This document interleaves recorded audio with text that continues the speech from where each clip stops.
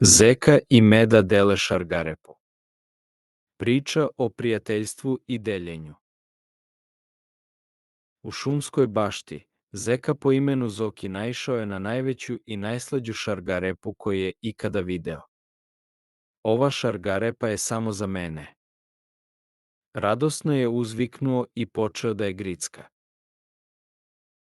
Dok je Zoki uživao, u baštu je stigao Meda po imenu Miša. Video je Zokija kako uživa u šargarepi i odmah je osetio glad. Kako bih voleo da probam bar malo, pomislio je. Zoki je primetio Mišin pogled i brzo sakrio šargarepu iza leđa. Previše je dobra da bih je delio, prošaputao je sebi. Miša je video šta radi Zoki i postao tužan. Verovatno mu je previše draga da bi je delio, pomislio je i okrenuo se da ode. Zoki je nastavio da gricka, ali je primetio Mišinu tugu. Setio se svih igara koje su delili i kako mu je Miša uvek bio dobar prijatelj. Osetio je grižu savesti. Miša, čekaj. Doviknuo je. Hajde da podelimo ovu šargarepu. Prijatelji treba da dele. Zoki je pažljivo prelomio šargarepu na dva jednaka dela. Evo, prijatelju. Nadam se da ćeš uživati kao i ja.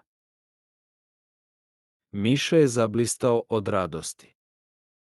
Hvala ti, Zoki, nije samo šargarepa slatka, već i tvoj gest. Zaista si dobar prijatelj. Seli su zajedno i uživali u šargarepi. Otkrili su da je ukusnije kada se deli, a radost zajedničkog uživanja dvostruko lepša.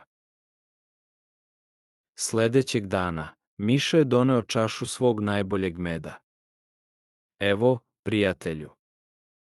Hteo sam da ti uzvratim na tvoju ljubaznost. Prijatelji treba da brinu jedno o drugom. Zoki i Miša su shvatili da je deliti bolje nego imati sve sam. Kada deliš, dobijaš ne samo hranu već i radost prijateljstva. Hvala vam što ste pročitali priču Zeka i Meda dele šargarepu. Nadamo se da ste uživali u ovoj bajci o prijateljstvu i deljenju.